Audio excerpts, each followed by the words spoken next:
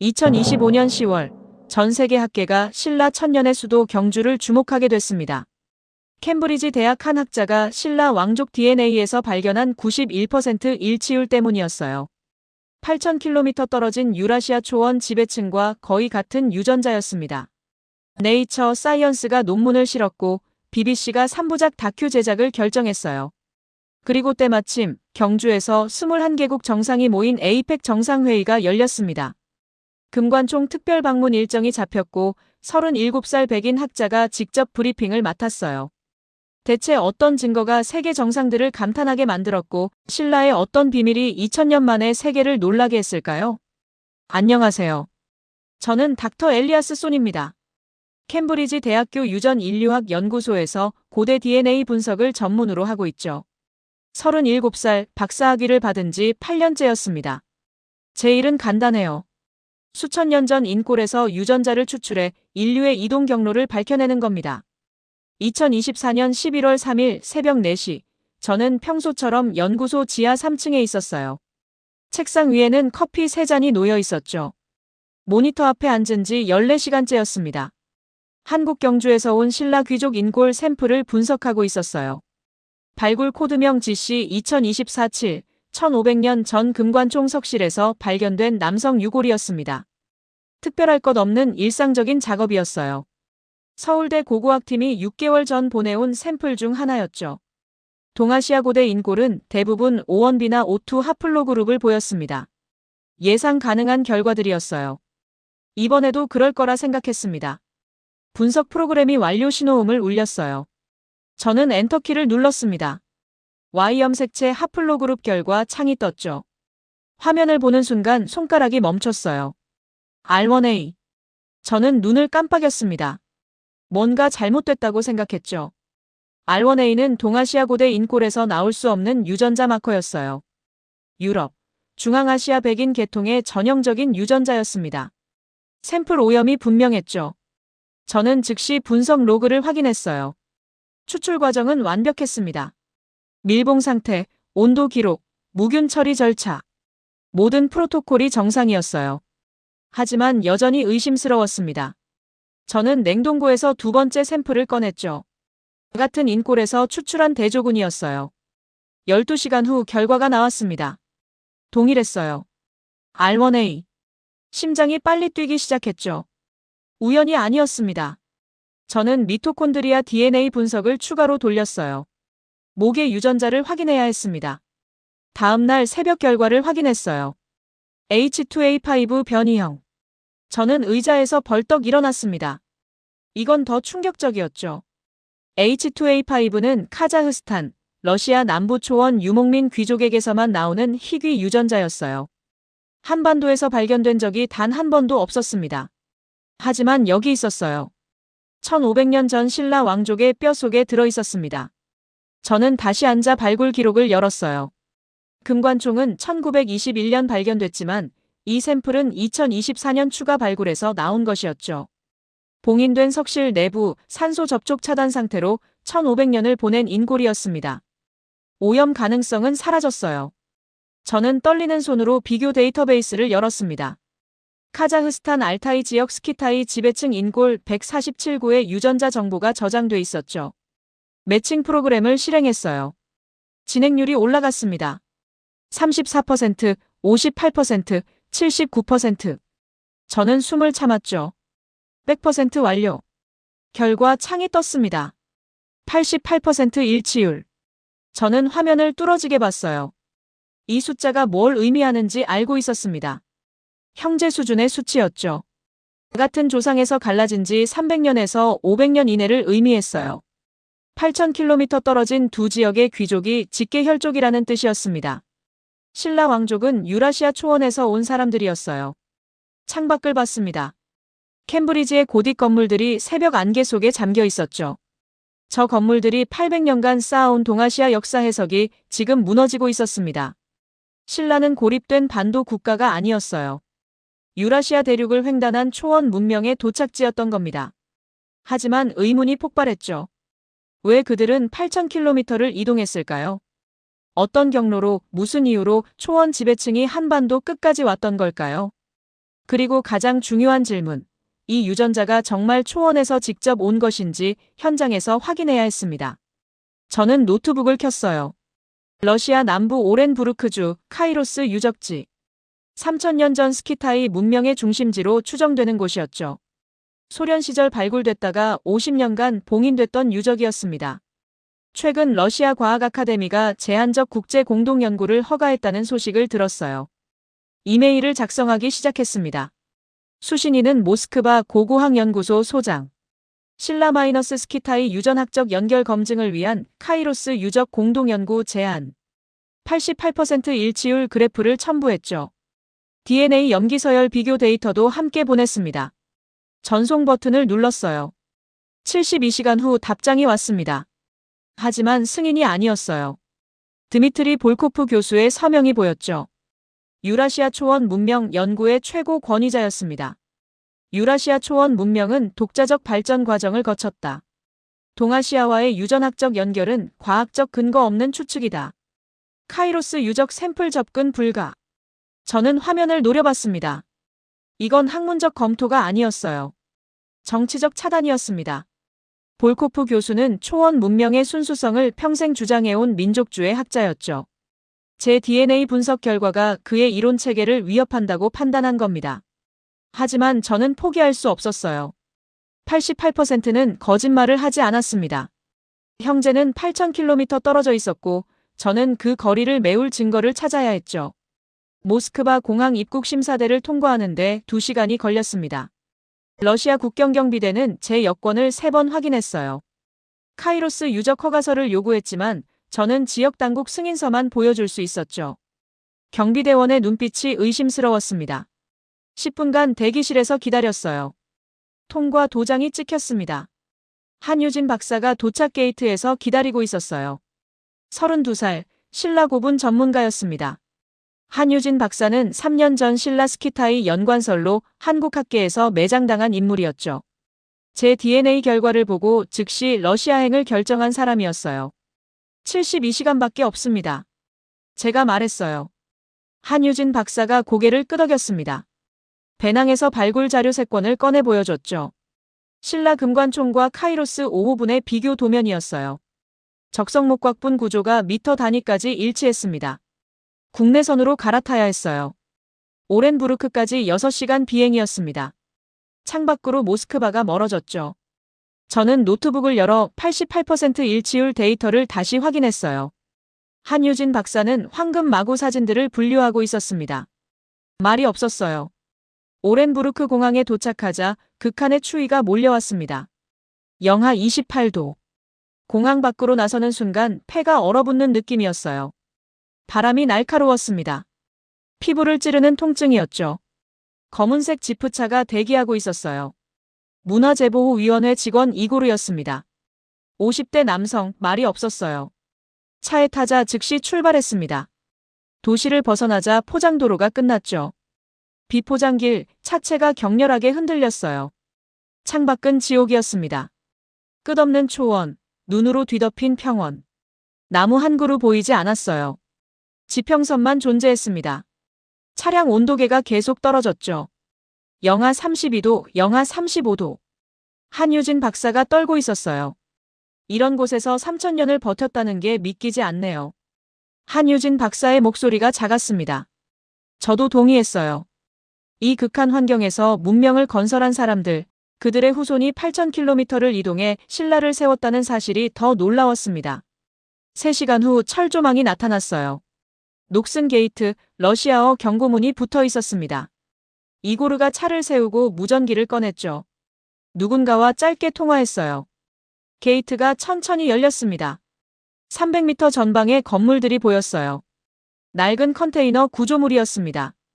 발굴 현장 임시 연구소였죠. 차가 가까워지자 한 남자가 건물 앞에서 나왔어요. 검은 털모자, 두꺼운 코트를 입고 있었습니다. 한유진 박사가 긴장한 목소리로 말했어요. 볼코프 교수입니다. 심장이 빨리 뛰기 시작했습니다.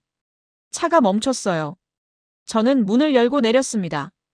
볼코프 교수가 천천히 다가왔죠. 60대 후반, 얼굴은 화강암처럼 굳어 있었어요. 악수는 하지 않았습니다. 닥터손. 목소리가 얼음장처럼 차갑게 울렸어요. 러시아 억양이 강한 영어였습니다. 지역 당국을 우회해 여기 온 모양이군요. 영리한 방법이요. 칭찬이 아니었어요. 위협이었습니다. 학문적 검증이 필요합니다, 교수님. 제가 말했죠. 볼코프 교수의 눈이 좁아졌어요. 검증?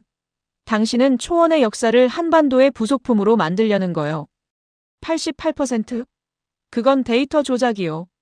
조작이 아닙니다. 재검증을 3번 했어요. 제 목소리가 떨렸습니다. 볼코프 교수가 한 걸음 더 다가왔어요. 압박감이 느껴졌습니다. 3일. 당신에게 주어진 시간은 72시간이요. 샘플 채취는 절대 불가. 사진 촬영도 제한적이요. 유적 훼손 시 즉시 추방이요. 볼코프 교수가 손가락으로 뒤쪽을 가리켰습니다. 500m 전방에 거대한 봉분들이 보였어요. 눈에 덮여 있었지만 윤곽이 뚜렷했습니다. 5개의 고분, 높이 약 8m였죠. 저기가 카이로스요. 당신이 찾는 답은 없을 거요. 볼코프 교수가 돌아섰습니다. 컨테이너로 들어가며 문을 쾅 닫았어요. 쇠붙이 부딪히는 소리가 초원에 울렸습니다. 한유진 박사가 제 팔을 잡았어요. 완전히 적대적이에요. 방해할 겁니다. 저도 알고 있었어요. 볼코프 교수는 단순한 학자가 아니었습니다. 유라시아 역사학계의 거물이었고 이곳의 실질적 지배자였죠. 72시간은 그가 허락한 최소한의 시간이었어요. 저는 봉분을 바라봤습니다. 3000년 전 초원 지배층이 묻힌 곳이었어요. 신라 왕족과 88% 일치하는 유전자를 가진 사람들이 잠든 무덤이었습니다. 증거는 저 안에 있었죠. 하지만 접근은 통제되고 있었어요. 바람이 더 거세게 불었습니다. 영하 35도의 공기가 뼈를 파고들었죠. 저는 배낭을 단단히 메고 걸음을 옮겼어요. 한유진 박사가 뒤따랐습니다. 72시간 안에 진실을 찾아야 했습니다. 볼코프 교수의 감시 아래에서 첫 번째 봉분까지 걸어가는데 15분이 걸렸습니다. 눈이 무릎까지 쌓여 있었어요. 한 걸음마다 다리가 빠졌습니다. 영하 35도의 바람이 얼굴을 때렸죠. 고글을 썼지만 눈물이 얼어붙었어요. 한유진 박사가 뒤에서 헐떡였습니다.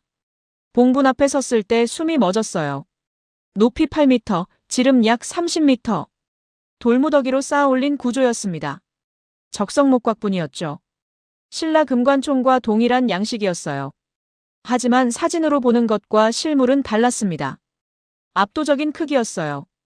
한유진 박사가 측정기를 꺼냈습니다. 레이저 거리 측정기였어요. 봉분의 정확한 치수를 재기 시작했습니다. 저는 카메라를 들고 각도별로 촬영했죠. 30장, 50장. 셔터를 누를 때마다 손가락이 얼어붙었어요. 쏨 박사님, 이것 보세요. 한유진 박사가 봉분 남쪽으로 손짓했습니다. 눈을 헤치고 다가갔죠. 돌무더기 사이로 나무 구조물이 드러나 있었어요. 목곽의 일부였습니다. 한유진 박사가 장갑을 벗고 나무를 만졌어요. 낙엽송입니다. 신라 금관총도 낙엽송 목곽이에요. 손가락 끝이 빨갛게 얼어가고 있었습니다. 하지만 한유진 박사는 계속 나무결을 따라 손을 움직였어요. 사진을 찍고 측정하고 기록했습니다. 뒤에서 인기척이 났어요. 볼코프 교수의 조수 2명이 50m 거리에서 지켜보고 있었습니다. 감시였어요. 제가 움직이면 따라왔고 멈추면 그들도 멈췄습니다. 한유진 박사가 배낭에서 도면을 꺼냈어요. 금관총 석실 구조도입니다. 종이를 펼쳤습니다. 길이 12.7m, 폭 7.3m, 깊이 4.2m. 석실 방향은 정동향이었죠. 한유진 박사가 나침반을 꺼내 방향을 확인했어요. 여기도 정동향입니다. 오차 2도 이내예요. 심장이 뛰기 시작했습니다. 우연일 수 없었어요. 8,000km 떨어진 두 무덤이 같은 방향을 향하고 있었습니다. 해가 뜨는 방향 동쪽이었죠. 내부로 들어갈 수 있을까요? 제가 물었습니다. 한유진 박사가 고개를 저었어요. 봉인돼 있어요. 볼코프 교수 허가 없이는 불가능합니다. 컨테이너 쪽을 돌아봤습니다. 볼코프 교수가 창문 너머로 저희를 지켜보고 있었어요. 쌍안경을 들고 있었습니다. 2호분으로 이동했어요. 1호분보다 약간 작았지만 구조는 동일했습니다. 적성목곽, 낙엽송 재질, 정동향 배치. 한유진 박사는 계속 측정하고 기록했죠. 저는 사진을 찍었어요. 사모분 앞에서 한유진 박사가 멈췄습니다. 여기에요. 목소리에 떨림이 있었어요. 몽분 서쪽 면에 작은 구멍이 있었습니다. 도굴 흔적이었죠. 1970년대 발굴 당시 조사용으로 뚫었다가 방치한 구멍이었어요. 한유진 박사가 헤드랜턴을 켰습니다. 구멍 안쪽을 비췄어요. 석실 내부가 보였습니다. 깊이는 약 4m, 바닥에 무언가 반짝이는 게 보였죠. 황금빛이었어요. 유물입니다. 한유진 박사가 카메라를 구멍에 넣었습니다. 망원 렌즈로 촬영하기 시작했죠. 셔터 소리가 연달아 울렸어요. 20장, 30장. 한유진 박사가 카메라를 빼냈습니다. 액정을 확인하더니 얼굴이 창백해졌어요. 손이 떨리고 있었습니다. 손 박사님. 한유진 박사가 카메라를 제게 넘겼어요. 액정을 봤습니다. 확대된 사진이었죠. 황금 마구가 선명하게 찍혀 있었어요. 말이 멈췄습니다. 마구 표면에 문양이 새겨져 있었어요. 맹수가 사슴을 덮치는 장면이었습니다. 호랑이 형상의 포식자가 뒷다리로 사슴을 눌러 제압하고 있었죠. 역동적인 곡선, 세밀한 조각 기법이었어요. 저는 이 문양을 알고 있었습니다. 신라 금관총 황금마구에서 본 것과 똑같았어요. 한유진 박사가 배낭에서 자료를 꺼냈습니다. 금관총 마구 사진이었죠. 두 사진을 나란히 놓았어요. 완벽하게 일치했습니다. 맹수의 자세, 사슴의 형태, 심지어 발톱 표현까지 동일했어요. 조각 기법도 같았습니다. 점타 기법으로 문양 경계를 표현했고 음각으로 근육의 긴장감을 살렸죠. 한유진 박사가 떨리는 목소리로 말했어요. 단순한 교류가 아니에요. 같은 장인이 만들었거나 같은 전통에서 훈련받은 사람들이 만든 겁니다. 저는 사진을 다시 봤습니다. 88% 일치율이 머릿속에 떠올랐어요. 유전자가 같았고 무덤 구조가 같았고 이제 부장품까지 같았습니다. 우연일 수 없었죠. 정신과 기술이 함께 이동했다는 증거입니다. 한유진 박사가 계속 말했어요. 이 황금 마구를 만든 사람들, 이 무덤을 설계한 사람들이 직접 한반도로 간 겁니다. 그들의 DNA가 신라 왕족이 된 거예요. 바람이 멈췄습니다. 초원이 고요해졌어요. 3000년 전 이곳을 떠난 사람들의 여정이 보이는 것 같았습니다. 말을 타고 황금 마구를 걸고 동쪽으로 향한 행렬이었죠. 뒤에서 발소리가 들렸습니다. 볼코프 교수의 조수들이 가까이 다가오고 있었어요. 무전기를 들고 뭔가 보고하고 있었습니다. 저희가 구멍을 통해 내부를 촬영한 걸 본 겁니다. 가야 해요. 한유진 박사가 카메라를 배낭에 넣었습니다. 저도 사진을 저장하고 카메라를 챙겼죠. 하지만 충분했어요. 증거를 확보했습니다. 컨테이너로 돌아가는 길, 볼코프 교수가 문 앞에서 기다리고 있었어요. 내부 촬영은 금지했소. 목소리가 얼음장처럼 차가웠습니다. 구멍이 이미 뚫려 있었어요. 제가 대답했죠. 볼코프 교수의 눈이 좁아졌어요. 카메라를 제출하시오. 안 됩니다. 한유진 박사가 배낭을 꼭 안았어요. 볼코프 교수가 한 걸음 다가왔습니다. 제출하지 않으면 지금 당장 추방이요. 긴장감이 흘렀어요. 저는 볼코프 교수를 똑바로 봤습니다. 72시간이 아직 안 끝났습니다. 계약 위반은 당신 쪽이에요. 볼코프 교수가 입술을 깨물었어요. 하지만 물러섰습니다. 지역 당국과의 합의를 어길 수는 없었던 거죠. 내일 아침 8시 제 연구실로 오시오. 당신이 찾은 게 뭔지 이야기합시다. 볼코프 교수가 돌아섰습니다. 문이 닫혔어요. 한유진 박사와 저는 임시 숙소로 들어갔습니다. 낡은 컨테이너였지만 난방은 작동했어요. 한유진 박사가 카메라를 꺼내 사진들을 노트북으로 옮겼습니다. 황금 마구 사진이 화면을 가득 채웠어요. 맹수와 사슴 3000년의 시간을 넘어 신라와 연결된 증거였습니다. 아침 8시 볼코프 교수의 연구실 문을 열었습니다. 방 안은 뜨거웠어요. 난방이 과도하게 작동하고 있었습니다. 볼코프 교수가 책상 뒤에 앉아 있었죠. 앞에는 서류 더미가 쌓여 있었어요. 1973년 발굴 보고서들이었습니다. 앉으시오. 볼코프 교수가 의자를 가리켰습니다. 저는 앉지 않았어요. 한유진 박사가 제 옆에 섰습니다. 어젯밤 당신이 촬영한 사진들을 봤소. 볼코프 교수가 말했어요. 어떻게 봤는지 궁금했지만 묻지 않았습니다. 감시 카메라가 있었거나 조수가 보고했을 거예요. 황금 마구 문양이 신라 것과 비슷하다고 주장하려는 모양이군요. 비슷한 게 아닙니다. 동일해요. 제가 말했죠. 볼코프 교수가 코웃음을 쳤습니다. 동일? 3000년 전 초원 문화는 광범위하게 퍼져 있었소. 중국, 몽골, 심지어 터키까지. 비슷한 문양은 당연하오. 하지만 DNA는 거짓말을 하지 않습니다. 제가 배낭에서 노트북을 꺼냈어요. 88% 일치율 그래프를 보여줬습니다. 볼코프 교수는 화면을 흘끗 보고 고개를 돌렸죠. 당신의 신라 샘플이 오염됐을 가능성을 배제할 수 없소. 3번 재검증했습니다. 오염이 아니에요. 목소리를 높였습니다. 볼코프 교수가 책상을 손바닥으로 쳤어요. 그렇다면 내 샘플로 확인하시오. 볼코프 교수가 일어섰습니다. 서류 더미에서 봉투 하나를 꺼냈죠. 투명한 비닐봉투였어요. 안에 뼈 조각이 들어있었습니다. 카이로스 5호분 인골 샘플이요. 1973년 발굴 당시 채취한 것이요. 당신이 분석하시오. 봉투를 제게 던졌습니다. 저는 받았어요. 샘플을 들여다봤습니다. 대퇴골 조각이었죠. 크기는 약 3cm, 표면이 갈색으로 변색돼 있었어요. 하지만 조건이 있소. 볼코프 교수의 목소리가 낮아졌습니다. 분석은 내 연구실에서 진행하시오. 내 장비를 쓰고 내 프로토콜을 따르시오. 결과는 내가 먼저 검토하오. 함정이었어요.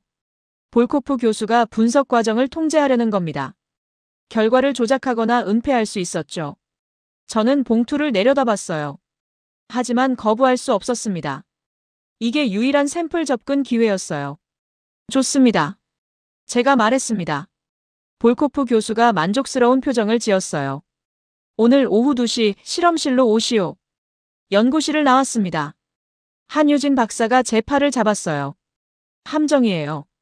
결과를 조작할 겁니다. 저도 알고 있었어요. 하지만 다른 방법이 필요했습니다. 3호분으로 가요. 한유진 박사가 눈을 크게 떴습니다. 지금요?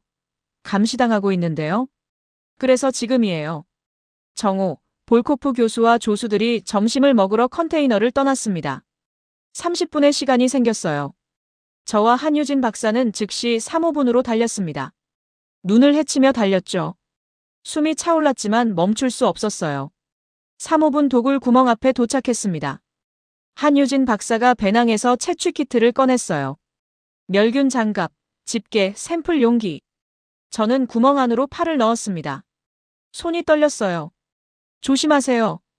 한유진 박사가 헤드랜턴으로 안쪽을 비췄습니다. 황금 마구가 보였고 그 옆에 뼈 조각들이 흩어져 있었어요. 손을 더 깊이 넣었습니다. 팔꿈치까지 들어갔죠. 뼈를 만졌습니다. 차가웠어요. 집게로 조심스럽게 집었습니다. 작은 뼈 조각, 약 2cm 크기였어요. 천천히 빼냈습니다. 손이 긁혔지만 계속했죠. 됐어요. 샘플을 꺼냈습니다. 한유진 박사가 즉시 샘플 용기에 담았어요. 밀봉하고 라벨을 붙였습니다. 비공식 샘플 하지만 진짜 카이로스 유적 인골이었어요. 뒤에서 차 소리가 들렸습니다. 컨테이너 쪽에서 지프차가 돌아오고 있었어요. 점심이 일찍 끝난 겁니다. 저희는 샘플을 배낭 깊숙이 숨기고 봉분 뒤로 몸을 숨겼습니다. 지프차가 지나갔어요. 심장이 터질 것 같았습니다. 한유진 박사가 숨을 죽이고 있었어요. 차가 멈추지 않고 컨테이너까지 갔습니다. 안전했어요. 오후 2시, 볼코프 교수의 실험실에 들어갔습니다. 최신 장비들이 즐비했어요. DNA 추출기, 증폭기, 분석기. 볼코프 교수가 장갑을 끼고 있었습니다. 조수 2명도 대기하고 있었죠. 샘플을 주시오. 저는 아침에 받은 봉투를 건넸습니다. 볼코프 교수가 샘플을 추출기에 넣었어요. 프로토콜대로 진행됐습니다. 하지만 제 눈은 계속 볼코프 교수의 손을 따라갔죠. 3시간 후 1차 분석이 완료됐습니다. 볼코프 교수가 화면을 확인했어요. 표정이 굳어졌습니다. 뭔가 예상과 다른 결과가 나온 겁니다. 볼코프 교수가 조수에게 뭔가 속삭였어요. 결과를 보여주세요. 제가 말했습니다. 볼코프 교수가 화면을 가렸어요. 아직 완료 안 됐소. 2차 검증이 필요하오. 거짓말이었어요. 저는 일어섰습니다. 계약 조건은 투명한 분석이었어요. 화면을 보여주세요. 볼코프 교수가 버티고 있었습니다. 조수들이 제 앞을 막아섰어요. 긴장감이 흘렀습니다. 당신은 초원 역사를 한반도에 종속시키려 하오. 볼코프 교수가 소리쳤어요. 당신의 오이비 하플로그룹 주장은 4000년 초원 문명을 수천 킬로미터 떨어진 곳에 부속품으로 만드는 시도요. 절대 용납 못하오. 저는 종속을 말하는 게 아닙니다. 연결을 말하는 거예요. 제 목소리도 커졌습니다. 초원 사람들이 이동했어요. 동쪽으로 한반도까지. 그들이 신라를 세웠어요. 이건 초원 문명의 위대함을 증명하는 겁니다. 볼코프 교수가 입을 다물었어요. 하지만 화면은 여전히 가려져 있었습니다. 저는 배낭을 집었습니다. 필요 없어요. 저만의 샘플이 있으니까요. 볼코프 교수의 얼굴이 창백해졌습니다. 뭐라고? 비공식 채취했어요. 이미 분석 중입니다. 거짓말이었어요. 하지만 볼코프 교수는 흔들렸습니다. 실험실을 나왔습니다. 한유진 박사가 밖에서 기다리고 있었어요. 저는 배낭 속 진짜 샘플을 만졌습니다. 이틀 남았어요. 진실을 밝힐 시간이.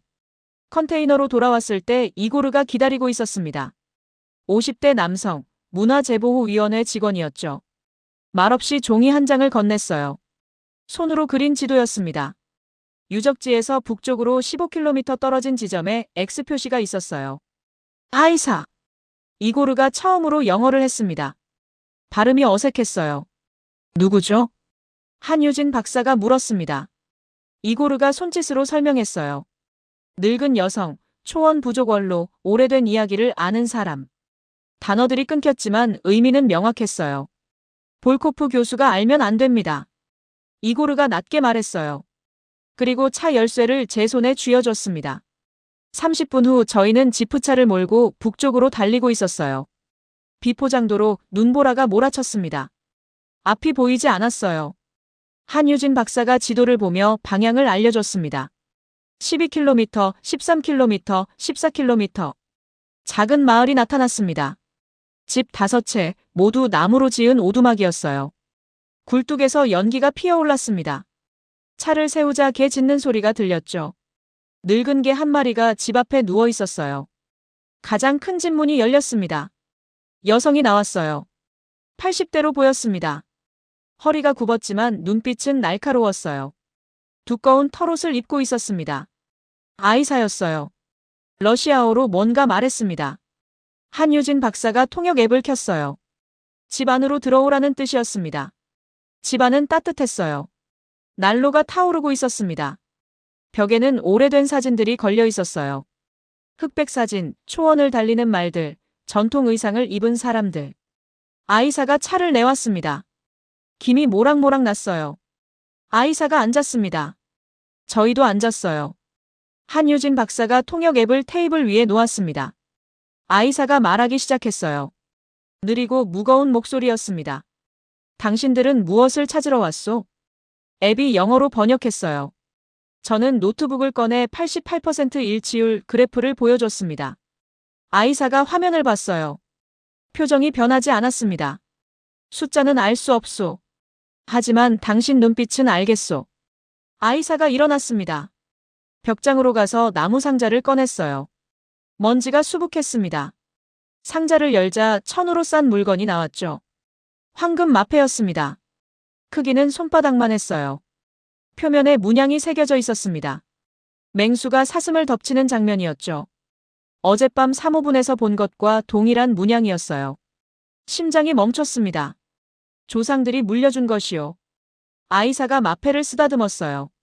이것을 가진 자는 하늘의 마차를 탄 자들의 후손이요. 우리는 스스로를 오랭키라 불렀소. 멀리서 온 지도자라는 뜻이요. 한유진 박사가 숨을 죽였습니다. 저는 카메라를 꺼냈어요. 촬영해도 될까요? 아이사가 고개를 끄덕였습니다. 셔터를 눌렀어요. 10장, 20장. 마패의 모든 각도를 담았습니다. 오랭키는 1500번의 겨울을 지나 해 뜨는 곳으로 갔소. 아이사가 계속 말했어요. 초원이 메마르고 전쟁이 일어나고 하늘이 노했을 때 지도자들은 동쪽으로 떠났소. 말 3,000필, 사람 500명. 황금을 싣고 떠났소. 1500번의 겨울. 1500년이라는 뜻이었습니다. 시기가 정확히 맞았어요. 기원전 1000년경 초원 지역에 기후 변화가 있었다는 기록이 있었습니다. 건조화로 유목민들이 이동했다는 증거였죠. 증거가 있습니까? 제가 물었습니다. 아이사가 다시 상자를 뒤졌어요.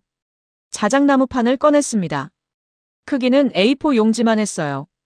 표면이 갈라져 있었지만 문자가 선명했습니다. 한유진 박사가 손전등을 비췄어요. 문자를 확대해서 봤습니다. 기호들이 새겨져 있었어요. 동그라미, 직선, 곡선의 조합이었습니다. 낯익은 형태였죠. 한글 자음 모음 구조예요. 한유진 박사가 떨리는 목소리로 말했습니다. 기역, 미음, 시옷과 비슷한 형태가 보여요. 하지만 더 원시적이에요. 저도 봤습니다. 기역자 형태의 기호, 이응 형태의 원, 의 형태의 선. 한글의 초기 형태처럼 보였어요. 하지만 더 단순하고 기하학적이었습니다. 이것은 천신께 바치는 제문이요. 아이사가 설명했어요. 오랭키가 떠나기 전 새긴 것이요. 하늘에 마차여 우리를 해뜨는 곳까지 인도하소서. 그런 뜻이요. 한유진 박사가 판을 들고 촬영했습니다. 저도 노트북에 기록했어요. 문자 하나하나를 스케치했습니다. 왜 동쪽으로 갔을까요? 제가 물었습니다. 아이사가 창밖을 봤어요. 해가 뜨는 곳이 새로운 시작이요. 죽음에서 부활, 어둠에서 빛. 오랭키는 새 땅에서 새 왕국을 세우려 했소. 신라였어요. 해가 뜨는 나라, 동방의 왕국. 초원에서 온 오랭키가 한반도에 도착해 세운 나라였던 겁니다. 88% 일치율, 동일한 무덤 구조, 같은 황금 마구, 그리고 이제 구전과 문자까지. 모든 퍼즐이 맞춰졌습니다. 이 이야기를 밖에서 말하면 안 돼요.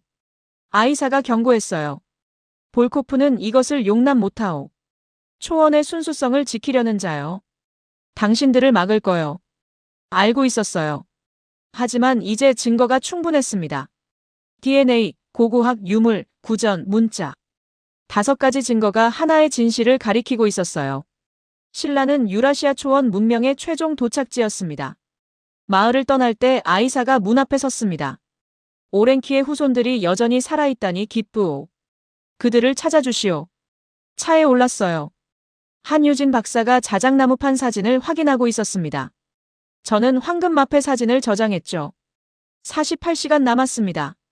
이제 세계에 알릴 시간이었어요. 컨테이너로 돌아온 건 자정이었습니다. 영하 38도, 바람이 거세게 불었어요. 불을 끈 채 들어갔습니다. 볼코프 교수가 알면 안 됐죠. 한유진 박사가 커튼을 쳤어요. 저는 헤드랜턴을 켜고 배낭에서 비공식 샘플을 꺼냈습니다. 휴대용 DNA 분석기를 준비했어요. 캠브리지에서 가져온 장비였습니다. 소형이지만 정확도는 실험실급이었죠. 샘플을 넣고 프로토콜을 시작했어요. 분석 시간 4시간, 결과는 새벽 4시에 나올 예정이었습니다. 기다리는 동안 모든 증거를 정리했어요. 노트북의 파일을 열었습니다. 첫 번째, DNA 분석 결과. 신라 금관총 인골과 카이로스 유적 인골의 88% 일치율. Y 염색체 하플로그룹 R1A, 미토콘드리아 DNA H2A5. 형제 수준의 혈연관계였어요. 두 번째, 고고학적 증거. 적성목곽분 구조 비교 데이터를 열었습니다. 금관총 길이 12.7m, 카이로스 5호분 12.6m, 오차 10cm, 폭은 7.3m와 7.2m. 방향은 둘 다 정동향, 오차 2도 이내였어요. 우연일 수 없는 일치였습니다. 세 번째, 유물 증거. 황금 마구 사진을 나란히 놓았어요. 3호분에서 촬영한 것과 금관총 마구 자료 사진. 맹수와 사슴 문양이 완벽하게 일치했습니다. 조각 기법, 점타 표현, 음각 방식까지 동일했어요. 아이사의 황금 마패도 같은 문양이었습니다. 네 번째, 구전 증거. 아이사의 증언을 타이핑했어요. 오랭키, 1500번의 겨울, 해 뜨는 곳으로의 이동. 말 3000필, 사람 500명, 황금을 싣고 떠난 데 이동. 기원전 1000년경 초원 지역 기후 변화와 시기가 정확히 맞았습니다. 5번째, 문자 증거. 자작나무판에 새겨진 고대 문자 사진을 확대했어요. 한글 자음 모음과 유사한 기하학적 기호들. 기역, 미음, 시옷, 이응, 의의 원형처럼 보이는 형태들. 언어학자의 검증이 필요했지만 연관성은 명확했습니다. 한유진 박사가 지도를 펼쳤어요. 이동 경로를 추정해봤어요. 카자흐스탄 알타이에서 시작하는 붉은 선이 그어져 있었습니다. 동쪽으로 몽골 초원을 지나 만주를 거쳐 한반도 동남쪽 경주까지. 총 거리 8,000km였어요. 1500년이면 충분히 가능해요. 한유진 박사가 계산했습니다. 연간 5km씩만 이동해도 돼요. 유목민들은 계절마다 수백 킬로미터를 이동했어요. 여러 세대에 걸쳐 천천히 동진했을 겁니다. 말이 됐어요. 급격한 이동이 아니라 점진적인 동진이었습니다.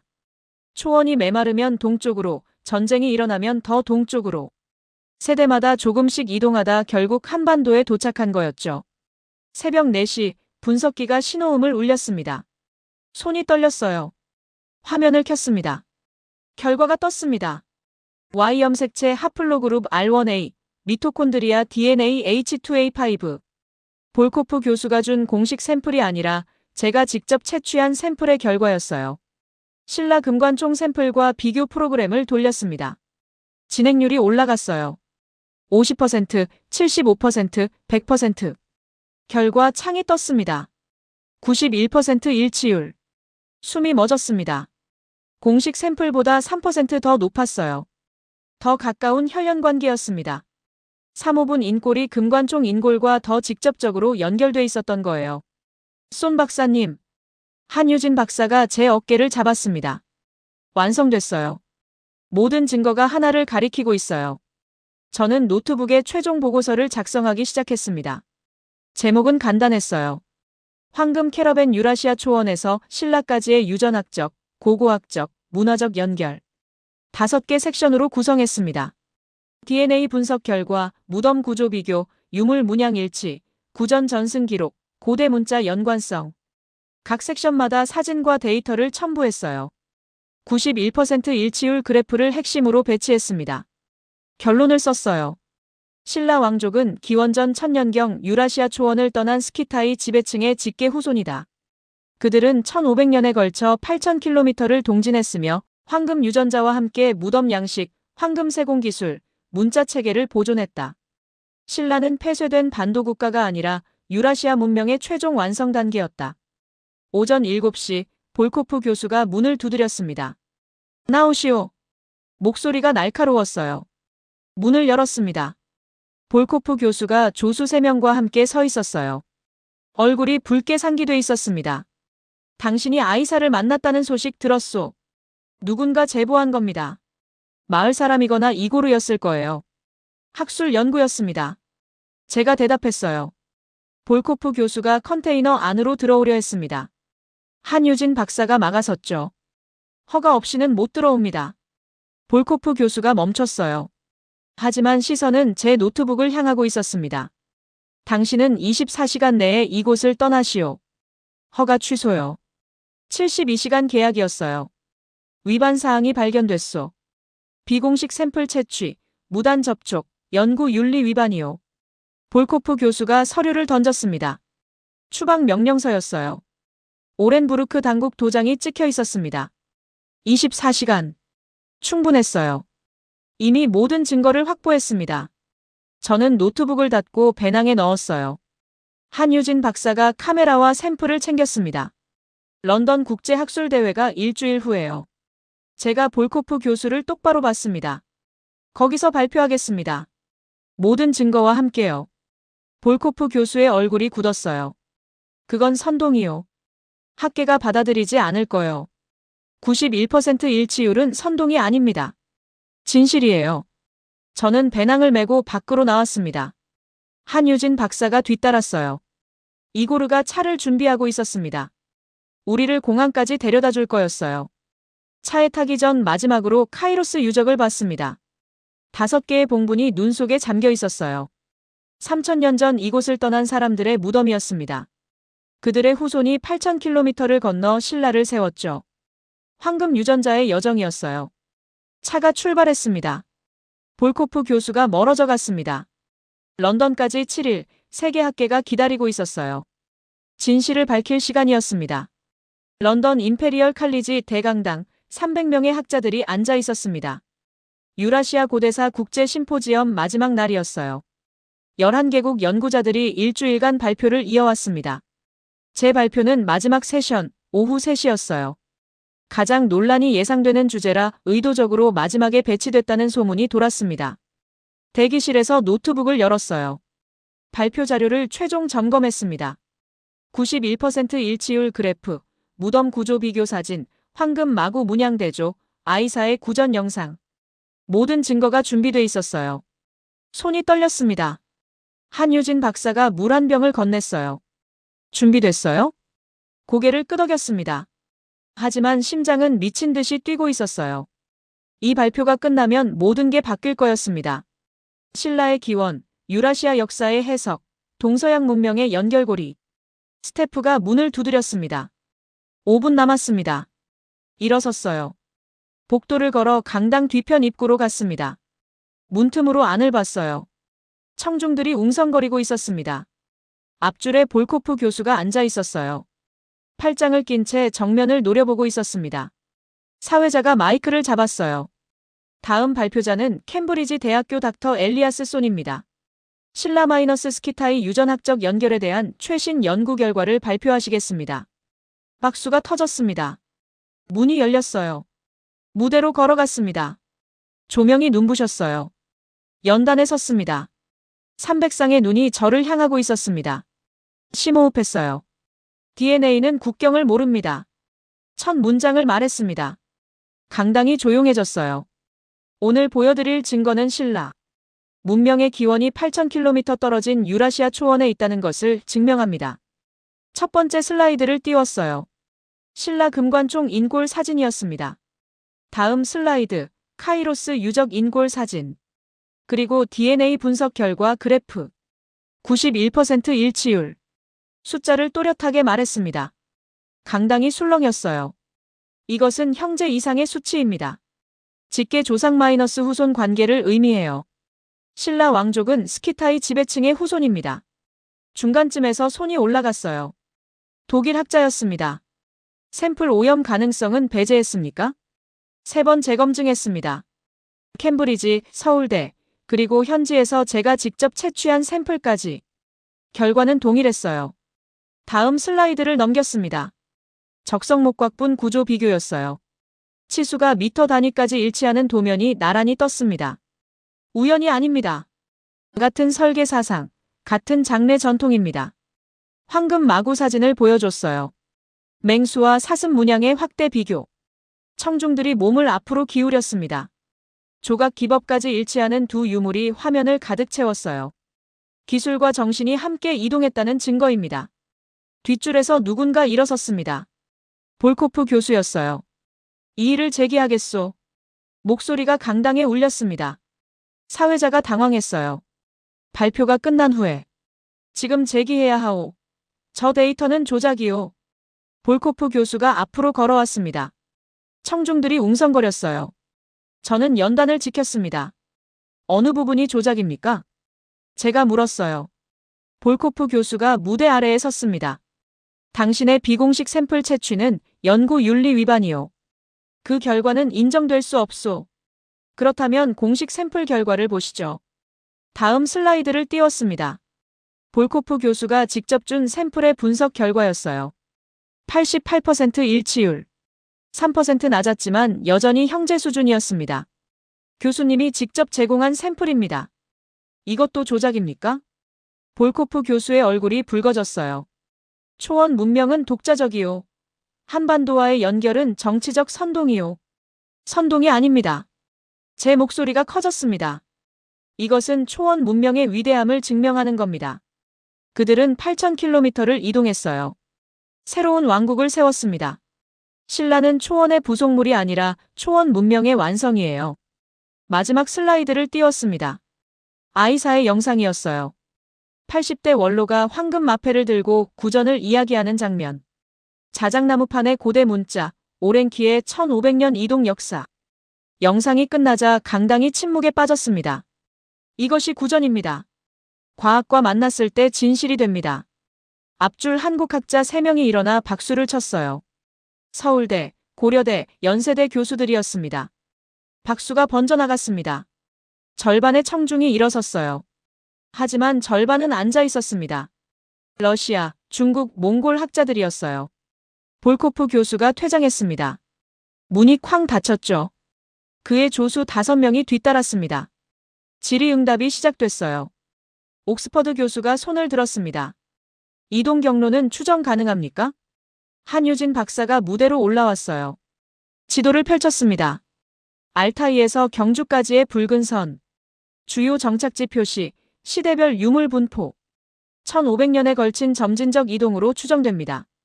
하버드 유전학자가 물었어요. 다른 지역 샘플과의 비교는?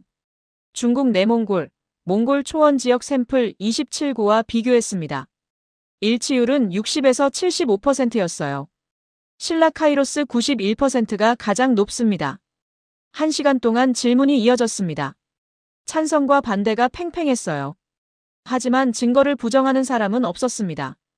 해석의 차이만 있었죠. 발표가 끝났습니다. 무대를 내려오자 한국 학자들이 몰려왔어요. 악수, 명함 교환, 공동연구 제안. 한유진 박사가 제 옆에서 웃고 있었습니다. 해냈어요. 저도 웃었어요. 하지만 끝이 아니었습니다. 볼코프 교수와 그의 지지자들이 움직일 거였어요. 정치적 압력, 학술지, 게재 거부, 추가 연구 봉쇄. 하지만 진실은 나왔습니다. 91%는 거짓말을 하지 않았어요. 신라와 초원은 연결돼 있었습니다. 황금 유전자의 비밀이 세상에 공개됐습니다. 런던 발표 3개월 후 서울국립중앙박물관에서 유라시아 형제문화교류회가 열렸습니다. 500명의 참석자 12개국 대표단이 모였어요. 초원 지역 청년 30명과 한국 대학생 50명이 무대에서 아리랑을 함께 불렀습니다. 한국어와 러시아어, 카자흐어가 뒤섞인 합창이었어요. 볼코프 교수가 맨 뒷좌석에 앉아 있었습니다. 행사 후 저를 찾아와 악수를 청했어요. 함께 연구합시다. 그날 이후 8개월이 흘렀습니다. 그 사이 모든 것이 바뀌었어요. 네이처와 사이언스의 후속 논문 5편이 게재됐습니다. BBC가 3부작 다큐멘터리 제작을 결정했죠. 하버드, 옥스퍼드, 도쿄대에서 공동 연구 제안이 쏟아졌어요. 한국 정부는 신라 유라시아 연구에 10년간 500억 원 지원을 결정했습니다. 가장 큰 변화는 경주였어요. 외국인 관광객이 3배 증가했습니다. 금관총 입장객은 하루 평균 2,000명에서 6,000명으로 늘었어요. 유네스코 세계문화유산 추가 등재 신청이 진행됐습니다. 그리고 몇 년 전부터 예정됐던 2025년 에이펙 정상회의가 경주에서 열리게 됐죠. 2025년 10월 31일 경주 화백 컨벤션 센터 21개국 정상과 강요 300명이 모였습니다. 부산 에이펙 이후 20년 만에 한국에서 열리는 정상회의였어요. 회의 첫날 특별 일정에 금관총 방문이 포함됐습니다. 한국 정부가 특별히 요청한 일정이었어요. 저는 현장 브리핑을 맡았습니다. 오후 2시 검은색 의전 차량 행렬이 금관총 앞에 섰어요. 긴장되시죠? 저는 고개를 끄덕였습니다. 손에 든 자료가 땀으로 젖어 있었어요. 정상들이 다가왔습니다. 한국 대통령이 앞장섰어요. 통역관 12명이 뒤따랐습니다. 저는 인사를 했어요. 미국 대통령이 먼저 악수를 청했습니다. 닥터 손, 당신 논문 읽었습니다. 제 인생에서 가장 놀라운 발견이더군요. 가슴이 뜨거워졌어요. 금관총 내부로 들어갔습니다. 조명이 켜졌어요. 복원된 석실이 나타났습니다. 중앙에 금관 복제품이 전시돼 있었어요. 황금빛이 조명을 받아 찬란하게 빛났습니다. 저는 브리핑을 시작했어요. 신라라는 이름에는 특별한 의미가 있습니다. 새로울 신, 그물라. 나날이 새롭게 사방을 아우른다는 뜻이에요. 정상들이 귀를 기울였습니다. 1500년 전 이 무덤에 묻힌 신라 왕족의 DNA를 분석한 결과 8,000km 떨어진 유라시아 초원 지배층과 91% 일치했습니다. 대형 스크린에 그래프가 떴어요. 중국 주석이 앞으로 다가왔습니다. 일본 총리도 화면을 주시했어요. 신라는 사방을 아우른다는 이름처럼 실제로 유라시아 전역과 연결된 국제적 왕국이었어요. 다음 슬라이드를 넘겼습니다. 알타이에서 경주까지의 이동 경로 지도였어요. 붉은 선이 유라시아 대륙을 가로지르고 있었습니다. 이것은 인류 역사상 가장 위대한 이동 중 하나입니다. 목소리에 떨림이 실렸어요. 1500년에 걸쳐 초원 문명이 동진했고 그 끝에서 신라가 탄생했습니다. 경주는 다양한 문화의 교차로였어요. 유라시아 초원, 중국, 한반도 토착 문화가 만나 조화를 이룬 곳이었습니다. 황금 마구 비교 사진을 보여줬어요. 카이로스 유적과 금관총의 동일한 문양이었습니다. 맹수가 사슴을 덮치는 장면, 조각 기법까지 완벽하게 일치했어요. 미국 대통령이 감탄사를 냈습니다. 믿을 수 없군요. 완전히 똑같아요. 캐나다 총리가 질문했어요. 서로 다른 문화가 어떻게 이렇게 조화를 이뤘습니까? 존중이었습니다. 제가 대답했어요. 신라는 다른 문화를 배척하지 않았어요. 받아들이고 융합하고 새롭게 창조했습니다. 그것이 천년 왕국의 비결이었어요. 마지막 슬라이드였어요. 아이사의 황금 마패와 구전 영상이었습니다. 80대 원로가 오랭키의 이야기를 들려주는 장면이었어요. 1500번의 겨울, 해 뜨는 곳으로의 여정. 영상이 끝나자 정상들이 침묵했습니다. 중국 주석이 먼저 말했어요. 이것은 동아시아만의 역사가 아니군요. 인류 전체의 유산입니다. 일본 총리가 고개를 끄덕였습니다. 우리 교과서를 다시 써야겠습니다. 한반도를 고립된 반도로만 가르쳤던 게 잘못이었어요. 멕시코 대통령이 덧붙였어요. 경주는 세계사의 중심입니다. 전통과 현대가 조화를 이루는 도시예요. 심장이 터질 것 같았습니다. 21개국 정상들이 한국의 위대한 역사를 인정하고 있었어요. 88%로 시작한 숫자가 세계를 바꾸고 있었습니다. 밖으로 나왔어요. 대릉원이 한눈에 보였습니다. 23개의 고분이 석양을 받아 황금빛으로 물들고 있었어요. 정상들이 잠시 걸음을 멈췄습니다. 침묵 속에서 경주의 위엄이 느껴졌어요. 한국 대통령이 발표했습니다. 오늘 오전 유네스코 본부로부터 공식 연락을 받았습니다. 정상들이 한국 대통령을 봤어요. 신라 고분군과 유라시아 초원 유적을 연계한 황금의 길. 세계 문화유산 긴급 등재가 만장일치로 승인됐습니다. 박수가 터져나왔습니다. 21개국 정상들이 일제히 박수를 쳤어요. 눈물이 쏟아졌습니다. 88% 일치율로 시작한 여정이 유네스코 등재로 완성됐어요. 캠브리지 연구실의 차가운 새벽, 카이로스의 영하 35도, 볼코프 교수와의 대립, 런던 학회의 긴장. 모든 순간이 이 순간을 위한 것이었습니다. 미국 대통령이 제 어깨를 두드렸어요. 닥터 손, 당신이 역사를 바꿨어요. 목이 메었습니다. 저는 그저 진실을 찾았을 뿐입니다. 진실은 한국에 있었어요. 저녁 7시 에이펙 공식 만찬장이었습니다. 각국 정상 테이블 중앙에 금관 복제품이 전시됐어요. 조명을 받아 황홀하게 빛났습니다. 만찬이 시작되고 한국 대통령이 축사를 했어요. 신라에는 만파식적이라는 전설의 피리가 있었습니다. 한국 대통령의 목소리가 홀에 울렸어요. 세상의 모든 분열과 파란을 잠재우고 평화를 가져온다는 의미였습니다. 왕실에서 나라에 근심이 있을 때마다 이 피리를 불었다고 전해집니다. 정상들이 조용히 들었습니다. 오늘 닥터 손의 연구가 증명했듯이 우리는 모두 연결돼 있습니다. 유라시아와 한반도, 동양과 서양, 과거와 현재가 하나로 이어져 있어요. 이 자리에 모인 21개국 정상들의 목소리가 만파식적의 선율처럼 조화를 이루길 바랍니다. 박수가 쏟아졌어요. 만찬이 끝나고 한국 대통령이 기념품을 증정했습니다. 황금 마구 문양이 새겨진 순금 메달이었어요. 유라시아에서 한반도까지 인류는 하나입니다. 다음 날 11월 1일 아침, 경주역 광장은 인파로 가득했습니다.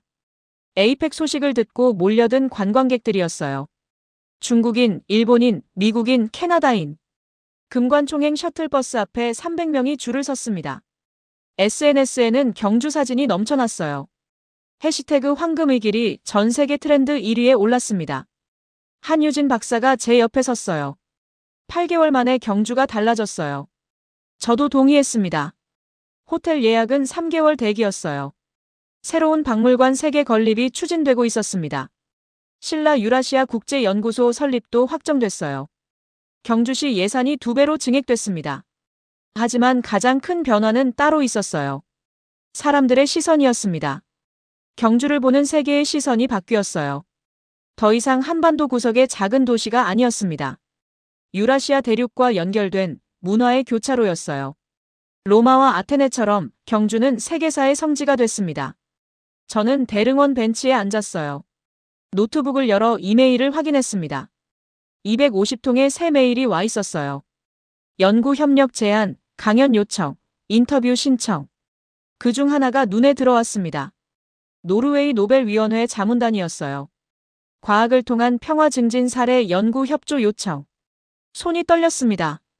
노벨 평화상 선정 과정에서 제 연구를 검토하고 있다는 의미였어요. 88%로 시작한 숫자가 여기까지 왔습니다. 하지만 더 중요한 건 따로 있었어요. 저는 금관총 쪽을 바라봤습니다. 외국인 관광객들이 줄지어 들어가고 있었어요. 아이들이 부모 손을 잡고 신기한 눈으로 고분을 올려다봤습니다. 저 아이들은 새로운 역사를 배울 거였어요. 한국이 고립된 나라가 아니라 사방을 아우른 국제적 왕국이었다는 진실을요. 신라가 다양한 문화를 존중하며 조화를 이룬 위대한 문명이었다는 사실을요. 한유진 박사가 커피를 건넸습니다. 쏨 박사님, 10년 후엔 경주가 어떻게 변해 있을까요? 저는 웃었어요. 파리나 로마처럼 될 겁니다. 전 세계 학생들의 필수 방문지가 될 거예요. 실제로 그렇게 되고 있었습니다. 프랑스 교육부는 세계사 교과서에 신라 유라시아 연결을 추가하기로 결정했어요. 독일, 영국, 미국이 뒤따랐습니다. 유네스코는 황금의 길 교육 프로그램을 전 세계 학교에 보급하기로 했어요. 저는 노트북에 새 파일을 열었습니다. 황금 유전자 10년 프로젝트. 볼코프 교수와의 공동 연구 계획서였어요. 알타이에서 경주까지 이동 경로상 모든 유적지 조사, DNA 샘플 천구 확보, 완전한 계보도 작성. 한국, 러시아, 카자흐스탄, 몽골 4개국 정부가 지원하기로 했습니다. 해가 지고 있었어요. 대릉원 고분들이 주황빛으로 물들었습니다. 1500년 전 이곳에 도착한 오랭키가 본 석양도 이랬을까요? 8000km를 달려온 끝에 마침내 해 뜨는 땅에 도착했을 때 그들도 이런 석양을 봤을 거예요. 그들은 나날이 새롭게 사방을 아우르는 왕국을 세웠습니다. 다양한 문화를 존중하며 조화를 이뤘어요. 전통을 지키면서도 끊임없이 새로워졌습니다. 그것이 천년 왕국 신라의 비밀이었어요. 저는 일어났습니다. 한유진 박사와 함께 금관총 쪽으로 걸었어요. 마지막 관람객들이 나오고 있었습니다. 한 캐나다인 가족이 아이에게 설명하고 있었어요. 여기가 바로 유라시아의 끝이자 시작이란다. 위대한 여정의 종착점이야. 아이가 신기한 눈으로 고분을 봤습니다. 저도 그 눈빛을 알았어요. 88%를 처음 봤을 때 제 눈빛과 같았습니다. 경주는 더 이상 끝이 아니었어요. 시작이었습니다. 만파식적의 선율처럼 세상의 분열을 잠재우고 평화를 가져오는 시작이었어요. 국경이 허상이라는 깨달음의 시작, 우리 모두가 하나라는 진실의 시작이었습니다. 밤하늘에 별이 떴어요. 3000년 전 초원에서 오랭키가 봤던 별과 같은 별이었습니다. 그들은 별을 따라 동쪽으로 왔고 저는 그들의 흔적을 따라 진실을 찾았어요. 황금 유전자는 거짓말을 하지 않았습니다. 91%는 형제였고 형제는 8000km를 넘어 다시 만났어요. 이것이 신라의 위대한 유산이었습니다. 세계가 인정한 한국의 자랑스러운 역사였어요. 캠브리지 연구실에서 발견한 88% 일치율 하나가 오늘 세계 문화유산이 되어 경주를 빛내고 있습니다. 닥터 엘리아스 손이 영하 35도 카이로스 유적에서 목숨 걸고 확보한 증거들이 21개국 정상 앞에서 신라의 위대함을 증명했고 지금 이 순간에도 전 세계 6,000명의 관광객이 금관총 앞에 줄을 서고 있어요. 이 이야기가 가슴에 와닿으셨다면 좋아요 버튼으로 응원해주시고 구독도 꼭 부탁드려요. 그리고 댓글에 황금의 길 4글자만 남겨주세요. 여러분의 댓글 하나하나가 우리 역사를 지키고 세계의 자랑스러운 한국을 알리는 힘이 됩니다. 끝까지 시청해주셔서 진심으로 감사드립니다. 7700년 전 러시아 동굴, 깊이 12m, 단 0.2g의 뼈가루 하나가 세계를 뒤흔들었습니다. 영국 캠브리지대 교수는 15년 학설을 스스로 폐기했고 러시아 정부는 발굴을 봉쇄했으며 한국 학계는 70년 정설을 뒤집었습니다. 2020년 273개 게놈 분석 결과가 사이언스에 실리자 뉴욕타임스, BBC, 가디언이 동시에 일면을 장식했죠. 그 안에는 단 한 줄, 한국인의 기원은 8,000년 전 시베리아에서 시작됐다. 세계가 조용해졌습니다. 대체 그 작은 뼈 조각에서 무엇이 발견됐길래 한 영국 교수가 내 인생의 마지막 연구는 한국이었다라며 한국어까지 배우게 된 걸까요? 안녕하세요. 저는 에밀리 허드슨입니다. 영국 캠브리지 대학교 고유전체학 교수로 20년을 살아왔어요. 네안데르탈인 DNA 3,000개를 분석했고 유럽 청동기 시대 이주 경로를 밝혀 네이처에 논문 12편을 실었으며 영국 왕립학회 회원으로 선출됐습니다. 제 연구실 책상 위에는 단 한 문장만 새겨져 있었죠. 유전자는 거짓말하지 않는다. 2014년 9월 모스크바행 비행기에 올랐습니다. 러시아 과학 아카데미로부터 공동 연구 제안을 받았어요. 극동지역 고대 유적 발굴 프로젝트였습니다. 솔직히 말하면 별 기대가 없었어요. 시베리아 수렵채집인 연구는 제 전공과 거리가 멀었으니까요. 모스크바에서 다시 블라디보스토크까지 9시간을 날았습니다.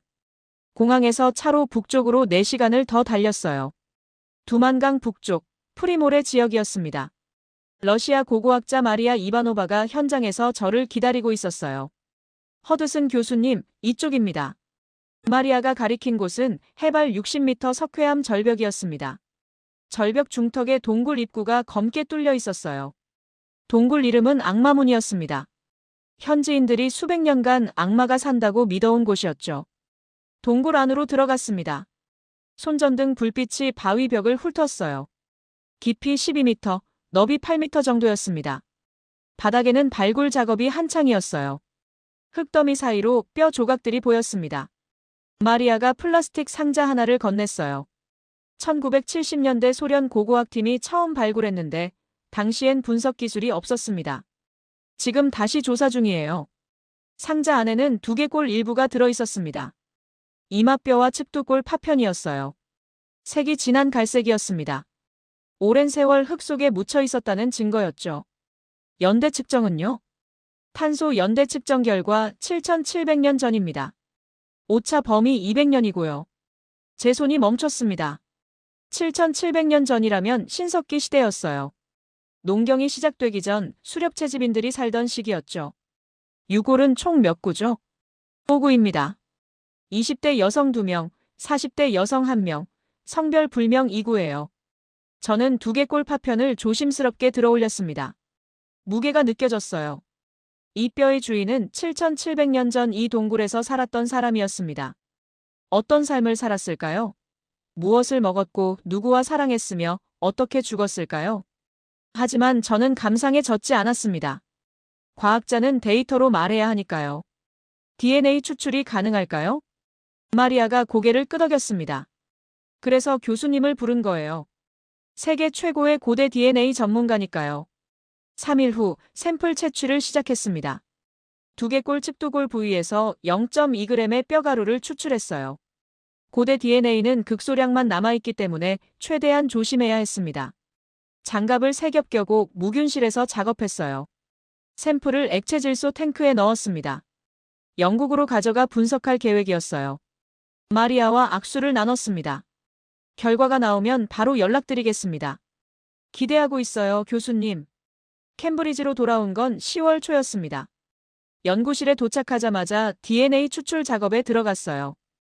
뼈가루를 특수 용액에 담가 단백질을 제거하고 원심 분리기로 DNA만 분리했습니다. 과정은 3주가 걸렸어요. 11월 말 첫 번째 시퀀싱 결과가 나왔습니다. 컴퓨터 모니터에 염기 서열이 주르륵 떠올랐어요. A, T, G, C로 이루어진 유전 암호였습니다. 저는 먼저 미토콘드리아 DNA를 확인했습니다. 미토콘드리아는 어머니에게서만 물려받는 유전자예요. 목의 혈통을 추적하는 열쇠였죠. 하플로그룹이 나왔습니다. D4A1. 제 손이 멈췄어요. D4A1은 동아시아에서 흔한 하플로그룹이었습니다. 하지만 7,700년 전 시베리아에서 나올 확률은 낮았어요. 시베리아 수렵채집인들은 보통 시계열이나 다른 북방 하플로그룹을 가지니까요. 저는 데이터베이스를 뒤졌습니다. 전 세계 2만 명의 미토콘드리아 DNA와 비교했어요. 가장 높은 일치율을 보인 건 현대 한국인이었습니다. 심장이 두근거렸습니다. 뭔가 잘못된 게 분명했어요. 샘플이 오염됐을 가능성이 높았습니다. 다음 날 두 번째 추출을 시작했습니다.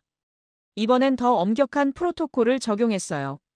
모든 기구를 UV 살균하고 별도의 클린룸에서 작업했습니다. 2주 후 두 번째 결과가 나왔어요. 똑같았습니다. D4A1. 저는 의자에 주저앉았습니다. 오염이 아니었어요. 이 데이터는 진짜였습니다. 12월, 본격적인 게놈 분석에 착수했습니다. 전체 게놈을 읽어내는 작업이었어요. 30억 개의 염기쌍을 하나하나 확인하는 과정이었습니다. 슈퍼컴퓨터가 밤낮 없이 돌아갔어요.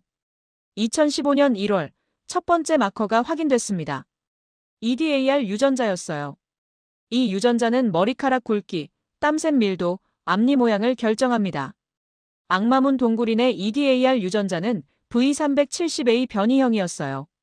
이 변이는 동아시아인의 전형적인 특징이었습니다. 머리카락이 굵고 땀샘이 적으며 앞니 안쪽이 오목한 삽모양 앞니를 만드는 유전자였죠. 2월, 두 번째 마커가 나왔습니다. HERC2 유전자. 눈동자 색깔을 결정하는 유전자였어요. 악마문 동굴이는 갈색 눈 유전자를 가지고 있었습니다. 하지만 유럽인의 갈색 눈이 아니었어요. 동아시아인 특유의 갈색 눈 변이형이었습니다. 3월, 세 번째 마커. ABCC11 유전자. 귓밥 타입과 채취를 결정하는 유전자였어요. 악마문 동굴이는 지지 타입이었습니다. 마른 귓밥, 채취가 적은 유전자였죠. 이것도 동아시아인의 전형이었습니다. 4월, 네 번째 마커. LCT 유전자. 유당분의 능력을 결정하는 유전자였어요. 악마문 동굴이는 유당불내증을 가지고 있었습니다. 우유를 소화하지 못하는 체질이었던 거죠. 저는 모니터를 멍하니 바라봤습니다. 갈색 눈, 삽모양 앞니, 마른 귓밥, 유당불내증. 이건 모두 현대 한국인의 전형적인 유전 특징이었어요. 7700년 전 시베리아 동굴에서 한국인 유전자가 나왔습니다. 저는 전화기를 들었습니다. 한국에 전화를 걸어야 했어요. 유니스트의 박종화 교수. 한국인 기원 연구의 세계적 권위자였습니다. 박 교수님, 급히 의논드릴 게 있습니다. 믿기 어려운 데이터가 나왔어요. 2015년 5월 박종화 교수가 런던 히드로 공항에 도착했습니다. 저는 직접 공항으로 마중을 나갔어요. 박 교수는 50대 중반의 온화한 인상이었습니다. 하지만 눈빛만은 날카로웠어요. 25년간 한국인 기원을 연구해온 학자의 눈빛이었죠. 허드슨 교수님, 만나서 반갑습니다. 저야말로요, 박 교수님. 데이터를 직접 보시면 놀라실 겁니다. 차 안에서 박 교수가 물었습니다. 전화에서 말씀하신 4개 마커. 정말 모두 동아시아형인가요? 네. EDAR, HERC, ABCC11, LCT 모두요. 오염 가능성을 배제하기 위해 3번 재추출했습니다. 박 교수의 표정이 굳어졌어요. 그렇다면 이건 단순한 발견이 아닙니다. 한국인 기원 연구의 판을 뒤집는 증거예요. 캠브리지 연구실에 도착했습니다. 박 교수는 가방도 내려놓지 않고 곧장 컴퓨터 앞에 앉았어요. 제가 데이터를 불러왔습니다. 화면에 악마문 동굴인의 전체 게놈이 떴습니다. 30억 개 염기쌍 중 현재까지 해독된 건 약 12억 개였어요. 40% 정도 완성된 상태였죠. 박 교수가 마우스를 움직였습니다. 특정 염색체 구간을 확대했어요. 9번 염색체였습니다. 여기 봐요. 이 SMP 패턴. SMP는 단일염기다 형성이라는 뜻이에요. 사람마다 조금씩 다른 유전자 변이를 말하죠. 박 교수는 한국인 특유의 SMP 패턴 500개를 데이터베이스로 만들어 놓은 상태였습니다. 비교 작업이 시작됐어요. 컴퓨터가 악마문 동굴인의 게놈과 한국인 데이터베이스를 대조했습니다. 결과가 나오는데 3시간이 걸렸습니다. 우리는 말없이 화면을 지켜봤어요. 커피를 5잔 마셨습니다. 오후 7시 결과창이 떴습니다. 일치율 73.2%. 박 교수가 숨을 삼켰습니다. 7700년 시간 차이를 고려하면 이건 거의 직계조상 수준입니다. 저는 고개를 저었어요. 아직 확실하지 않아요. 글로벌 데이터와 비교해야 합니다. 다음 날부터 본격적인 작업이 시작됐습니다. 전 세계 60개국 2,500명의 유전자 데이터를 확보했어요. 유럽인 800명, 아프리카인 300명, 중동인 200명, 동아시아인 1,200명이었습니다. 슈퍼컴퓨터가 일주일 내내 돌아갔어요. 악마문 동굴인의 게놈을 2,500명 전원과 비교하는 작업이었습니다.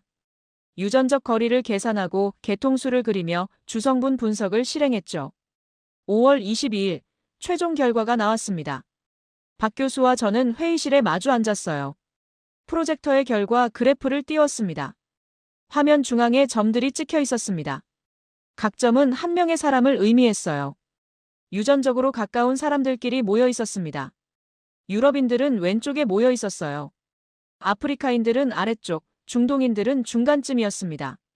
그리고 오른쪽 위에 동아시아인들이 밀집해 있었죠. 악마문 동굴인을 표시하는 빨간 점이 있었습니다. 그 빨간 점은 동아시아인 군집 한가운데 있었어요. 더 정확히는 한국인 점들과 거의 겹쳐 있었습니다. 박 교수가 레이저 포인터로 화면을 가리켰습니다. 여기 봐요. 악마문 동굴인은 몽골인보다 한국인에 가깝습니다. 중국 한족보다도 가까워요. 숫자로 확인했습니다. 악마문 동굴인과 현대 한국인의 유전적 거리는 0.08이었어요. 현대 한국인과 일본인의 거리가 0.045, 한국인과 중국인이 0.098이었습니다. 7,700년 시간 차이를 감안하면 제가 계산기를 두드렸습니다. 이 정도 거리는 거의 같은 집단으로 봐야 해요. 박 교수가 고개를 끄덕였습니다. 맞아요. 악마문 동굴이는 한국인의 조상과 거의 같다고 할 수 있습니다. 저는 의자에 등을 기댔어요. 머리가 복잡했습니다. 이 발견이 의미하는 바가 너무 컸으니까요. 그럼 7,700년 전에 이미 한반도 북쪽에 한국인의 조상이 살고 있었다는 건가요? 박 교수가 창밖을 바라봤습니다. 그렇게 단순하지 않아요. 더 복잡한 이야기일 겁니다. 저는 물었습니다. 무슨 뜻이죠? 악마문 동굴은 두만강 북쪽이에요. 고구려, 동부여, 옥저가 있던 땅이죠. 한반도 역사와 직결된 지역입니다. 박 교수가 화이트보드에 지도를 그리기 시작했어요. 동해를 그렸고 한반도를 그렸으며 그 위쪽에 동굴 위치를 표시했습니다. 7,700년 전 이 지역에 살던 사람들이 있었어요. 수렵채집인이었죠. 그들은 고래를 잡고 물고기를 잡으며 살았습니다. 동굴에서 작살이 발견됐어요. 제가 러시아 발굴 보고서를 펼쳤습니다. 고래잡이용 작살이었죠. 박 교수의 눈이 반짝였습니다. 그렇죠. 한국 울산 반구대 암각화를 아세요? 저는 고개를 저었어요. 아니요. 7,000년 전 바위 그림이에요. 거기 고래잡이 장면이 새겨져 있습니다. 악마문 동굴과 같은 시기죠. 박 교수가 휴대폰으로 사진을 보여줬습니다. 바위에 새겨진 고래와 배, 사람들의 모습이 보였어요. 같은 문화권이었을 가능성이 높아요. 악마문 동굴인과 반구대 암각화를 그린 사람들이 같은 집단이었을 수 있습니다. 저는 데이터를 다시 들여다봤습니다. 미토콘드리아 하플로그룹 D451. 이건 목의 혈통을 의미했어요. 7,700년 전 악마문 동굴의 어머니와 현대 한국인의 어머니가 같다는 뜻이었습니다. 박 교수님, 제 목소리가 떨렸습니다. 이게 사실이라면 한국인의 역사는 우리가 생각했던 것보다 훨씬 깊어요. 박 교수가 조용히 말했습니다. 그래서 조심해야 합니다. 이 발견은 정치적으로 민감해요. 러시아도 중국도 한국 내부에서도 논란이 될 겁니다.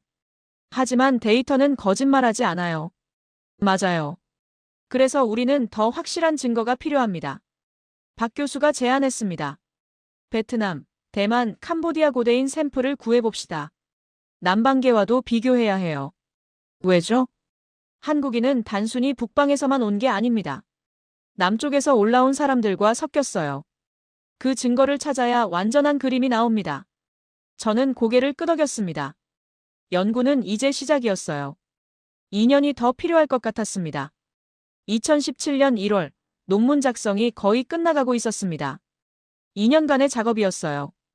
악마문 동굴인 5구의 게놈을 모두 해독했고 추가로 동남아시아 고대인 샘플 23개를 확보했습니다. 베트남, 태국, 캄보디아, 대만에서 발굴된 3, 5, 0년 전 유골들이었죠. 비교 분석 결과는 놀라웠습니다. 악마문 동굴인만으로는 현대 한국인을 완전히 설명할 수 없었어요. 뭔가 다른 요소가 더 필요했습니다. 그리고 그 요소는 남쪽에서 왔죠. 베트남과 대만 원주민의 게놈이었습니다. 약 1만 년 전부터 동남아시아에서 농경이 시작됐어요. 벼농사였습니다. 농경 기술을 가진 남방계 사람들은 인구가 폭발적으로 증가했죠. 그들은 북쪽으로 계속 이동했습니다. 박 교수가 시뮬레이션을 돌렸습니다. 컴퓨터가 수만 년간의 인구 이동을 계산했어요. 결과는 명확했습니다. 허드슨 교수님 봐요. 박 교수가 화면을 가리켰습니다. 악마문 동굴인 30%와 베트남-대만 원주민 70%를 섞으면 현대 한국인이 나와요. 저는 숫자를 확인했습니다. 오차율 2% 이내였어요. 거의 완벽한 일치였습니다. 그럼 한국인은? 제가 천천히 말했습니다. 8,000년 전 북방 수렵채집인과 4,000년 전쯤 올라온 남방 농경민의 혼합이라는 거군요. 정확해요. 그리고 현재는 남방계 비중이 훨씬 높습니다. 농경민이 더 많은 자손을 남겼으니까요. 이건 중요한 발견이었습니다. 한국인은 단일 기원이 아니었어요. 최소 2개 이상의 인구 집단이 수천 년에 걸쳐 섞이며 만들어진 융합 민족이었습니다. 논문 제목을 정했습니다. 동아시아인의 유전체 역사 7,700년 전 시베리아 고대인이 밝힌 비밀. 2월 사이언스 어드밴시스에 논문을 제출했습니다. 심사 기간은 보통 3에서 6개월이었어요. 우리는 긍정적인 결과를 기대했습니다. 3월 15일 모든 게 뒤집혔습니다. 러시아 과학 아카데미에서 공식 서한이 날아왔어요. 발신인은 빅터 레베데프 교수였습니다. 극동 고고학 연구소 소장이었죠. 서한 내용은 충격적이었습니다. 악마문 동굴은 러시아 영토의 유적입니다. 귀하의 연구는 러시아 정부의 승인 없이 진행됐으며 데이터 해석에 중대한 오류가 있습니다. 발굴 샘플의 국외 반출은 러시아 문화재보호법 위반이며 논문 출판 시 법적 조치를 취할 것입니다. 저는 전화기를 집어들었습니다. 마리아에게 전화를 걸었어요. 마리아, 이게 무슨 일이에요? 샘플 반출은 당신이 승인했잖아요. 마리아의 목소리가 떨렸습니다. 에밀리, 미안해요. 상황이 복잡해졌어요. 레베데프 교수가 모스크바 정부에 보고했고 지금 조사가 진행 중이에요. 무슨 조사요? 당신의 연구가 정치적 의도를 가졌다는 거예요. 한국의 역사 확장을 정당화하려 한다고. 저는 어이가 없었습니다. 이건 순수한 과학 연구예요. 정치와 무관해요. 저도 알아요. 하지만 레베데프 교수는 다르게 생각해요. 그는 극동 지역이 러시아 민족의 기원 땅이라고 주장하는 사람이에요. 전화를 끊고 박 교수에게 연락했습니다. 박 교수는 서울에 있었어요. 박 교수님, 큰일입니다. 러시아가 논문 출판을 막으려 해요. 박 교수의 한숨이 들렸습니다. 예상했던 일이에요. 민족주의는 과학보다 강하니까요. 어떻게 해야 하죠? 일단 침착하세요. 우리 데이터는 완벽해요. 법적으로 문제 없다는 걸 증명하면 됩니다. 하지만 상황은 더 악화됐습니다. 4월 러시아 정부가 악마문 동굴 추가 발굴을 전면 중단시켰어요. 국제 공동 연구 프로젝트도 취소됐습니다. 마리아는 연구팀에서 해임됐죠. 5월 국제 학술 대회가 모스크바에서 열렸습니다. 주제는 유라시아 고대 문명이었어요. 저는 발표자로 초청받았습니다. 회의장에 들어서는 순간 냉기가 느껴졌어요. 러시아 학자들의 시선이 싸늘했습니다. 제 발표 순서가 왔습니다. 단상에 올라가 프레젠테이션을 시작했어요. 악마문 동굴 고대인의 게놈 분석 결과 이들은 현대 동아시아인, 특히 한국인과 높은 유전적 연속성을 보입니다. 레베데프 교수가 손을 들었습니다. 질문입니다. 네, 말씀하세요. 귀하는 단 5구의 샘플로 7,700년의 역사를 재구성하려 합니다. 이건 과학적으로 불충분하지 않나요? 5구면 충분합니다. 네안데르탈인 연구도 3구로 시작했고요. 하지만 네안데르탈인은 멸종했어요. 귀하는 현존하는 민족의 기원을 다루고 있습니다. 정치적 의도가 있지 않나요? 청중이 웅성거렸습니다. 저는 심호흡을 했어요. 저는 데이터만 말합니다. 정치적 해석은 다른 사람들의 몫이에요. 그 데이터가 한국의 역사 확장을 정당화하는 데 쓰일 수 있습니다. 극동 지역은 러시아 땅이에요. 목소리가 높아졌습니다. 다른 러시아 학자들이 박수를 쳤어요. 저는 침착하게 대답했습니다. 교수님, 7700년 전에는 국경이 없었어요. 사람들은 자유롭게 이동했습니다. 이건 영토 분쟁이 아니라 인류 역사 연구예요. 영토가 없었다고요? 그럼 지금은 누구 땅입니까? 러시아 땅이죠. 회의장이 술렁였습니다. 사회자가 개입했어요. 진정하시죠. 학술적 토론을 이어가겠습니다. 하지만 레베데프는 멈추지 않았습니다. 이 연구는 서구의 동아시아 역사 왜곡입니다. 한국과 영국이 손잡고 러시아 역사를 침탈하려는 거예요. 저는 마이크를 잡았습니다. 교수님, DNA는 국적이 없습니다. 우리는 진실만 말할 뿐이에요. 진실? 당신의 진실은 정치적으로 편향됐어요. 회의장이 소란스러워졌습니다. 찬성과 반대가 엇갈렸어요. 결국 제 발표는 예정 시간을 채우지 못하고 중단됐습니다. 복도로 나왔습니다. 손이 떨렸어요. 25년 학자 생활에서 이런 경험은 처음이었습니다. 박 교수가 다가왔습니다. 괜찮으세요? 아니요. 전혀 괜찮지 않아요. 이건 시작일 뿐이에요. 한국에서도 논란이 시작됐습니다. 한국에서요? 박 교수가 휴대폰을 보여줬습니다. 한국 언론 기사가 떠 있었어요. 단일 민족 통념 깨는 DNA 연구 논란. 한국인은 혼혈 민족. 학계 반발 보수 학자들. 유니스트 연구 중단 요구. 저는 기사를 읽었습니다. 한국의 일부 학자들이 박 교수의 연구를 비판하고 있었어요. 민족 정체성을 훼손한다. 단일 민족 자긍심을 무너뜨린다. 외국 학자와 손잡고 역사를 왜곡한다는 내용이었습니다. 이게 뭐예요? 제 목소리가 높아졌습니다. 우리는 진실을 밝히고 있는데. 박 교수가 쓴웃음을 지었습니다. 진실은 때로 불편해요. 한국인들은 70년간 단일 민족이라는 신화 속에 살았습니다. 그걸 깨는 건 쉽지 않아요. 하지만 데이터로는 부족해요. 박 교수가 제 어깨에 손을 얹었습니다. 사람들의 마음을 바꿔야 합니다. 그게 더 어려운 일이죠. 저는 호텔방으로 돌아왔습니다. 창밖으로 모스크바 야경이 보였어요. 붉은 광장의 불빛이 어둠 속에서 반짝였습니다. 노트북을 열었습니다. 이메일함에 메시지가 쌓여 있었어요. 대부분 비난이었습니다. 서구 제국주의자, 역사 침탈자, 한국의 앞잡이. 한 통의 메일이 눈에 띄었습니다. 발신인은 익명이었어요. 교수님, 당신의 연구는 동아시아 평화를 해칩니다. 지금이라도 논문을 철회하세요.